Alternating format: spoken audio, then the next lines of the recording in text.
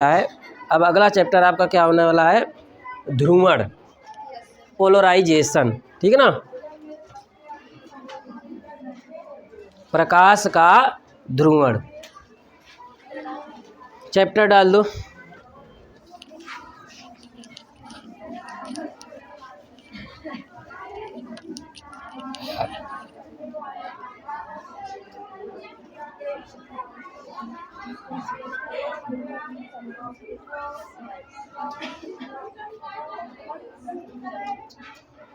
तो हेडिंग भी डाल देना, पोलराइजेशन ऑफ लाइट, हेडिंग भी रहेगी प्रकाश का ध्रुवण।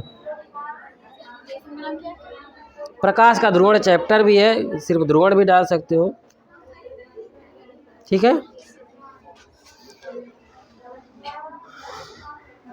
तो लिखो पहले इसको, जब कोई प्रकाश किरण, जब कोई प्रकाश किरण किसी टूरमैलीन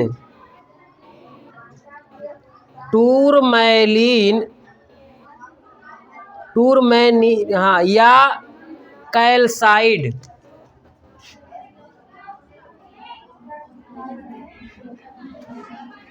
ये क्रिस्टल का नाम है, ठीक है ना, टूरमैलीन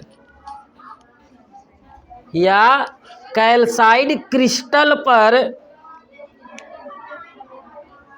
आपतित होती है तो क्रिस्टल से परागमित प्रकाश, तो क्रिस्टल से परागमित प्रकाश में वही कंपन होते हैं, वही कंपन होते हैं जो क्रिस्टल की अक्ष के समांतर होते हैं।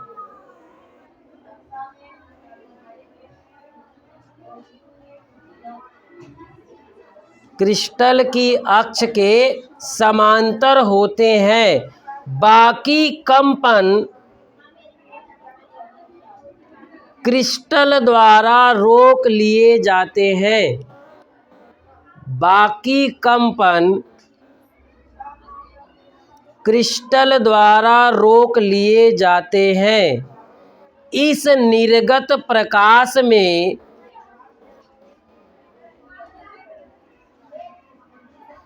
वैद्युत वेक्टर के, इस निर्गत प्रकाश में वैद्युत वेक्टर के तरंग संचरण के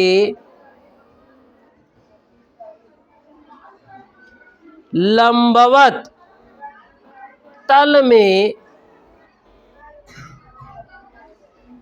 संगमित रूप से होकर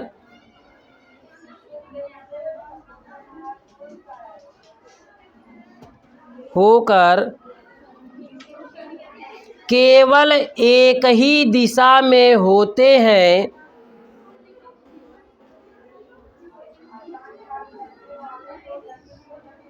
ऐसे ध्रुवित प्रकाश को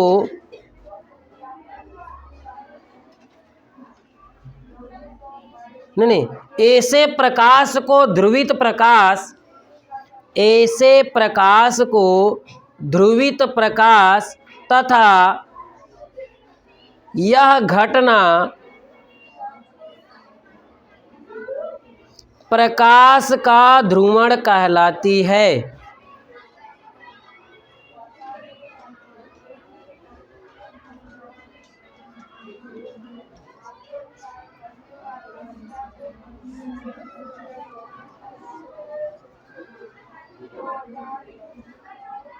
हो गया। अब देखो यहाँ पे याद नहीं करना, समझना है, ठीक है ना। याद करने वाली डिफिनेशन जो तो याद ही करा देते हैं, ये समझ जाओगे तो लिख लोगे।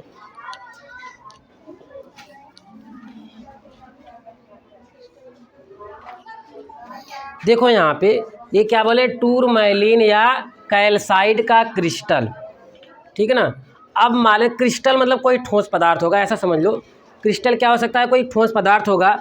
जैसे बहुत से क्रिस्टल, जैसे मान लो कि क्रिस्टल का मतलब क्या है कि जिसमें अणु या कण जो हैं एक निश्चित क्रम में व्यवस्थित हो, ठीक है ना। ऐसे पदार्थ जिसमें और जिसे सबसे छोटा कण जो अणु परमाणु कुछ भी हो, वो क्या हो, एक निश्चित क्रम में व्यवस्थित हो, तो वो क्या कहलाता है, क्रिस्टल कहलाता है। वो क्या कहलाता है, क्रिस्टल कहलाता है। अब यहाँ पे टूरमैलिन या कैल्साइट का क्रिस्टल है, ये कोई पदार्थ है, ठीक है ना, इसका नाम है टूरमैलिन या कैल्साइट। अब मान ले रहे यही है टूरमैलिन। अब यहाँ पे ये इसकी अक्ष मान ले रहे हैं, ये इसकी क्या मान ले रहे हैं, अक्ष मान ले रहे हैं, ठीक है। अब यहाँ पे ये क्या कह रहा है कि जब प्रकाश की किरणें किसी टूरमैलिन या कैल्साइट से होकर गुजरती है, तो देखो पहले तो बात ये समझ लो कि जब प्रकाश की किरणें चलती हैं तो प्रत्येक बिंदु एक स्रोत का कार्य करता है, और ये बिंदु से सभी दिशाओं में कंपन करता है ये, ठीक ना। सभी दिशाओं में ये कण इसके क्या करते हैं, कंपन करते हैं। समझ में आ रही बात। जब भी प्रकाश की किरणें चलती हैं तो माध्यम के कण क्या हैं, सभी दिशाओं में, आगे पीछे ऊपर नीचे अप डाउन लेफ्ट राइट, सभी दिशाओं में कंपन करते हैं। अब यहाँ पे जैसे छन्नी होती है, हम चाय को छान लेते हैं और चाय नीचे चली जाती है और उस ऊपर का जो भी मटेरियल है वो वहीं रह जाता है। तो यहाँ पे ये जो आपका कैल्साइट का क्रिस्टल है, ये क्या करता है, ये इसकी अक्ष मान ले रहे हैं, ये इसकी क्या है, अक्ष है। जब प्रकाश की किरणें इसमें जाती है तो ये सभी को जाने की परमिशन नहीं देता है, केवल उन तरंगों को जाने की परमिशन देता है जिसका कंपन इसके अक्ष के समांतर हो, ऐसा हो, जिसके कंपन क्या हो, अक्ष के समांतर, इस क्रिस्टल के अक्ष के समांतर हो, और बाकी यहीं पर रह जाते हैं, बाकी यहीं पे रह गए, और जो भी कंपन कर रहे थे अप डाउन करके या इसके अक्ष के समांतर कंपन कर रहे थे, उनको इसने क्या किया, परमिशन दिया, आगे गए ये। समझ में आई बात ना। तो इसमें जब यहाँ पे बाहर प्रकाश की किरणें थी ऐसी थी, लेकिन जब इसमें से होकर प्रकाश किरणें आएंगी तब इसमें प्रत्येक कंपन इसके तल के समांतर होगा, अक्ष के समांतर होगा, यानी कि इसके कंपन अब कुछ इस तरीके से हो जाएंगे, ठीक है ना। अब पहले कैसा था, इस तरीके से था, यानी सभी दिशाओं में कंपन हो रहे थे, लेकिन हमने क्या लगा दिया, कि फिल्टर लगा दिया। ये फिल्टर कौन है, कैल्साइट है, ये फिल्टर कौन है, टूरमैलिन है, ठीक है ना। तो इस क्रिस्टल से हम इसको क्या कर दिए, एक छन्नी की तरह समझ लो छान दिए। तो यहाँ पे जो इधर उधर लेफ्ट राइट कर रहे थे वो क्या हो गए, यहीं पहले ही रुक गए, और आगे जो है इसके अक्ष के समांतर प्रकाश किरणें निकली, और इस प्रकाश को हम क्या कहते हैं, ध्रुवित प्रकाश। इस प्रकाश को हम क्या कहते हैं, ध्रुवित प्रकाश कहते हैं। तो ये क्रिस्टल क्या कर रहा है, एक छन्नी की तरह काम कर रहा है, और अन्य दिशाओं में जो कंपन कर रहे हैं प्रकाश, उनको ये क्या कर दे रहा है, रोक दे रहा है। और रोकने के बाद किसको परमिशन दे रहा है, जो इसके तल के, जो अक्ष के समांतर हो। समझ में आ गई बात ना। तो ये जो प्रकाश आया ये कैसा है, ध्रुवित प्रकाश है, और ये है अध्रुवित प्रकाश। ये कैसा है, अध्रुवित प्रकाश है। समझ में आ गई बात ना। तो अब देखो, अब इसके बाद जो है, इसके बाद अब जो हमारी तरंगे होती हैं, विद्युत चुम्बकीय प्रकाश एक विद्युत चुम्बकीय तरंग है, ठीक। अब यहाँ पे कैसे तरंगे चलती हैं, जैसे ये संचरण की दिशा है, अगर बहुत ध्यान से समझना, ये संचरण की दिशा है, तो यहाँ पे ये संचरण की दिशा हो गई, इसमें वैद्युत तरंगे होती हैं और चुंबकीय तरंगे होती हैं, ठीक है ना। यानी कि वैद्युत क्षेत्र होता है और चुंबकीय क्षेत्र होता है, और वैद्युत और चुंबकीय क्षेत्र एक दूसरे के लंबवत कंपन करते हैं, एक दूसरे के लंबवत कंपन करते हैं। तो इससे इनकी ऊर्जा से एक नई तरंग निकलती है, जिसको हम विद्युत चुम्बकीय तरंग कहते हैं, और ये लंबवत है, ये लंबवत है, और ये भी लंबवत आगे जाती है। समझ में आई बात ना। ये मान लो कि ये आपके चुंबकीय क्षेत्र हो गया, ये वैद्युत क्षेत्र हो गया, तो ये दोनों एक दूसरे से कंपन कर रहे हैं, और कंपन कर रहे हैं तो यहाँ पे क्या एक ऊर्जा निकलेगी, और ऊर्जा किस रूप में निकलेगी, तरंग के रूप में निकलेगी, और उस तरंग को विद्युत चुंबकीय तरंग कहेंगे, और वो तरंग जो है इन दोनों के लंबवत जाएगी, वो तरंग इन दोनों के लंबवत जाएगी। समझ में आई बात ना। अब यहाँ पे जो ये प्रकाश आया है ना, जब जो ये प्रकाश आया है तो अभी हम क्या बोले कि जो प्रकाश पहले यहाँ पे जो प्रकाश था वो आध्रुवित प्रकाश था, सभी दिशाओं में कंपन कर रहा था वो। तो यहाँ पे कौन सा प्रकाश जाता है, यहाँ पे जैसे मान ले रहे हैं ये चुंबकीय क्षेत्र है और ये हो गया वैद्युत क्षेत्र। अब ये वैद्युत क्षेत्र हो गया, तो इस वैद्युत क्षेत्र के लंबवत जो कंपन हो रहा था, इस वैद्युत क्षेत्र के लंबवत जो कंपन हो रहा था वही आगे गया, बाकी सब रुक गए। समझ में आई बात। तो वैद्युत चुंबकीय प्रकाश क्या है, एक वैद्युत चुंबकीय तरंगे हैं। और वैद्युत चुंबकीय तरंग कैसे बनती है, जब एक वैद्युत क्षेत्र, जब एक चुंबकीय क्षेत्र और एक वैद्युत क्षेत्र आपस में कंपन करते हैं तो एक ऊर्जा निकलती है, उस ऊर्जा को हम विद्युत चुंबकीय तरंग कहते हैं। और ये तरंग जो है इसी दोनों के क्या होती है, लंबवत जाती है। अब यहाँ पे तो लंबवत जा रही है, लेकिन माध्यम के कण जो है, जो कण है वो सभी दिशाओं में ऐसे कंपन कर रहे हैं। अब यहाँ पे ध्रुवित प्रकाश में क्या होता है, जो वैद्युत क्षेत्र है, वैद्युत क्षेत्र के लंबवत जो कंपन कर रहा था वही आगे जाएगा, और उस प्रकाश को हम क्या कहेंगे, ध्रुवित प्रकाश कहेंगे। क्या कहेंगे, ध्रुवित प्रकाश कहेंगे। तो समांतर इसके जा रहा है, लेकिन लंबवत वैद्युत क्षेत्र के जा रहा है। समांतर किसके जा रहा है, इस टूरमैलिन क्रिस्टल के क्या जा रहा है, समांतर जा रहा है, लेकिन लंबवत किसके जा रहा है, वैद्युत क्षेत्र के लंबवत जा रहा है। समझ में आ गई बात। ये जो कहानी थी यही थी। बहुत कठिन है, कठिन तो ज़्यादा नहीं है हमारे समझ से, ठीक है ना। तो एक बार फिर से बता दे कि आ गया। चलो देखो, जब प्रकाश की किरणें नॉर्मल, जैसे यहाँ पे जो प्रकाश किरणें आ रही हैं ये अध्रुवित प्रकाश, ये सभी दिशाओं में कंपन कर रहे हैं, ठीक है। अब यहाँ पे हम क्या लगा दिए कि फिल्टर लगा दिए, और उस फिल्टर का नाम क्या है, कैल्साइड या टूरमैलिन। अब ये क्या करता है, प्रकाश को छानता है। किस तरीके से छानता है कि जो इसका अक्ष है, अक्ष के समांतर जो जा रहे हैं उनको जाने की परमिशन देगा, और बाकी यहीं पे रुक जाएंगे। अब यहाँ पे जो आगे गया तो इस प्रकाश को हम क्या कहेंगे, ध्रुवित प्रकाश कहेंगे। क्या कहेंगे, ध्रुवित प्रकाश कहेंगे। अब यहाँ पे हम क्या बताएं कि प्रकाश एक विद्युत चुंबकीय तरंग है। अब विद्युत चुंबकीय तरंग क्या है कि विद्युत क्षेत्र, चुंबकीय क्षेत्र एक दूसरे के लंबवत जब कंपन करते हैं तो इनकी ऊर्जा से एक तरंग उत्पन्न होती है, और उस तरंग को विद्युत चुंबकीय तरंग कहते हैं, और इनकी चलने की दिशा इन दोनों के लंबवत होती है। अब ये लंबवत है तो जो वैद्युत क्षेत्र है, वैद्युत क्षेत्र के लंबवत जो कंपन कर रहे थे कण वही आगे जाते हैं और बाकी रुक जाते हैं। तो इस प्रकाश को हम क्या कहते हैं, ध्रुवित प्रकाश कहते हैं। समझ में आ गई बात। तो कठिन है, चलो अच्छी बात है। अब हेडिंग डालो, ध्रुवित व अध्रुवित प्रकाश।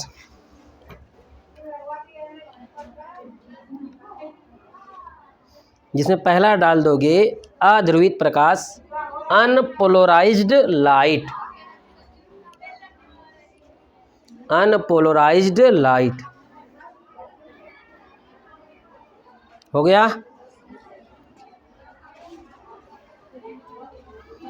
तो लिखो, वह प्रकाश जिसमें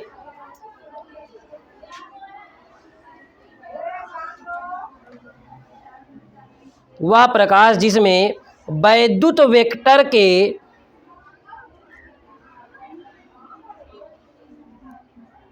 कंपन तरंग संचरण की, वैद्युत वेक्टर के कंपन तरंग संचरण की दिशा के लंबवत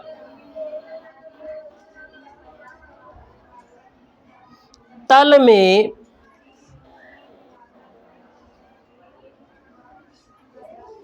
सभी संभव दिशा में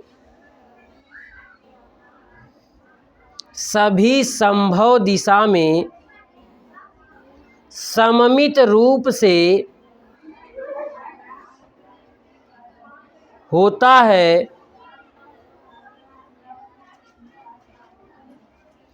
अध्रुवित प्रकाश कहते हैं।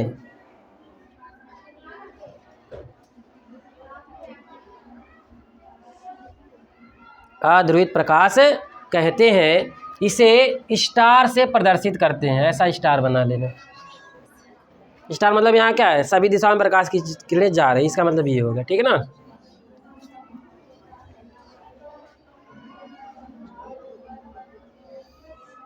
अब दूसरा लिखोगे पोलराइज्ड लाइट, ध्रुवित प्रकाश।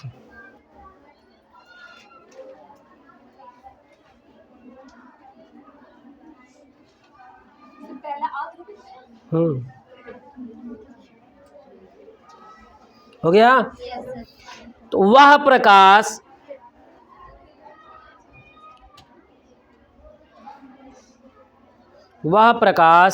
जिसमें वैद्युत वेक्टर के कंपन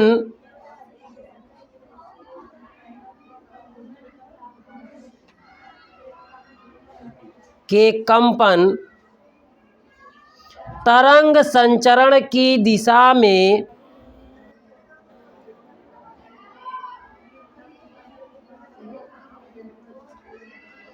सममित रूप से दिशा में सभी दिशाओं में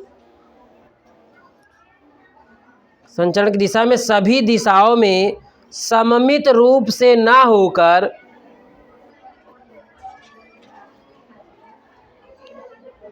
केवल एक ही दिशा में होते हैं,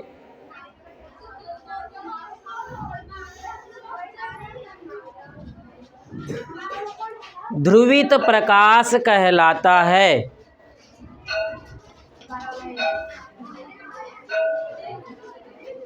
केवल एक ही दिशा में होता है, ध्रुवित प्रकाश कहलाता है।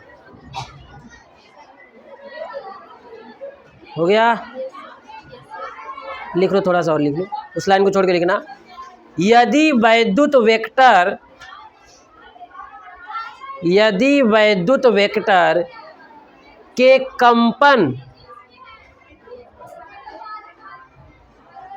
के तल कंपन कागज के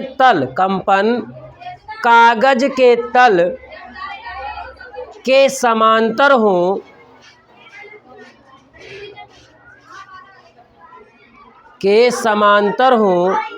तो इन्हें एरो द्वारा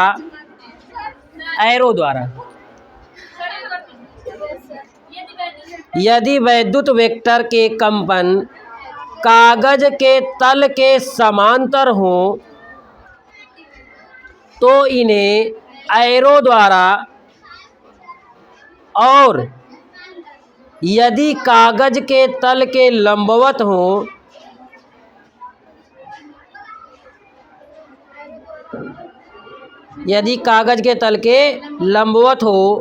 तो इन्हें डॉट द्वारा प्रदर्शित करते हैं। डॉट ऐसे रहता है ना। चलो, प्रदर्शित करते हैं। आगे की कहानी कल बताएंगे, और चित्र भी बनाना है, बता देंगे।